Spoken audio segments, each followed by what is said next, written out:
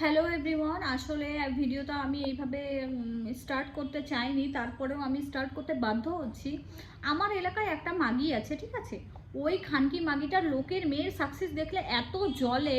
মানে ওই মাগিটার মত অনুসারে হচ্ছে কি, একটা মেয়ে যদি বাড়ির বাইরে সে যদি পড়াশোনা করার ক্ষেত্রে থাকে, বা সে যদি কোনো, আমি কেন, যে কোনো মেয়ে, যে কোনো জায়গার কোনো মেয়ের কোনো সাকসেস নিয়ে যদি ওই মাগিটার কানে যদি খবর যায়, তাহলে সে ভাবে কি আমার মেয়েরা যেরকম চোদানোর জন্য বাইরে গেছে, চুদিয়ে চুদিয়ে বেড়াচ্ছে লোকের কাছে গিয়ে, লোকের মেয়েও মনে হয় ওরকম চাকরি বাকরি দিয়ে নাম করে এরকম উল্টোপাল্টা করে বেড়াচ্ছে। তা মাগি, তুই তোর যখন এতই চুলকানি হচ্ছে, আমি যেখানে আছি তুই এখানে আয়, আমার সার্টিফিকেট সব ডকুমেন্টস তোর মুখে এমনভাবে ছুঁড়ে মারবো, তোর চুলকানি সব বন্ধ হয়ে যাবে।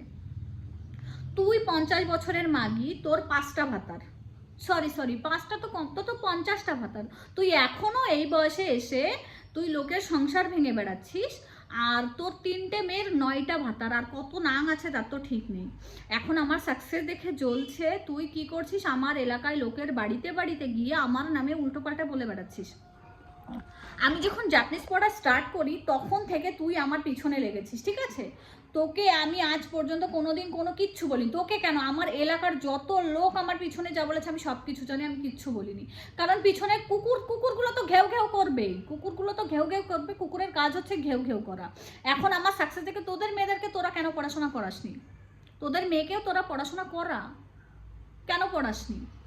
এখন খুব লোকের মেয়ে দেখে খুব চলছে। আমি মধ্যবিত্ত ফ্যামিলি থেকে বিলং করে, ঠিক আছে, আমার মা বাবার টাকা পয়সা নেই, ঠিক আছে, যা করেই হোক যেভাবেই হোক আমার মা বাবা আমাকে পড়াশোনা করিয়েছে।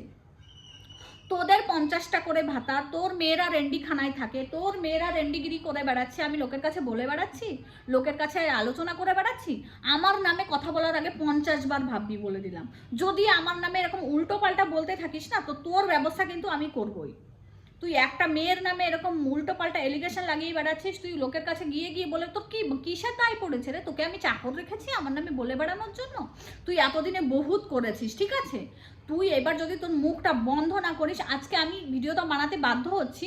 আমার আম্মু আমাকে কল করে কান্না করছে, আমি কি করছি কি না করছি আমার সাকসেস দেখে। তোর যখন, তুই কে বাড়া যে তোকে এরকম গিয়ে তোকে প্রুফ দেখাতে হবে? আর তোর যদি এতই চুলকানি থাকে তুই আমার কাছে আয়, আমি যেখানে আছি আয়, তোকে সব কিছু দেখাচ্ছি। তোর গাঁড়ের চুলকানি না, তুই কি ভাবিস তোর মেয়েরা রেন্ডিখানায় থাকে বলে সবার মেয়ে এরকম উল্টোপাল্টা করে বেড়াবে?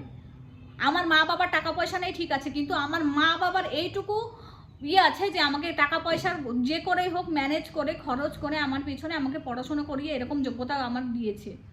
আমি নিজে, আমি যেটুকু আছি আজকে নিজের দমে আছি। তোর মতো লোকের সংসার ভেঙে লোকের কাছ থেকে টাকা নিয়ে, তোর মেয়েদের মতো লোকের কাছ থেকে চুদিয়ে চুদিয়ে টাকা নিয়ে বেড়াচ্ছি না, ঠিক আছে?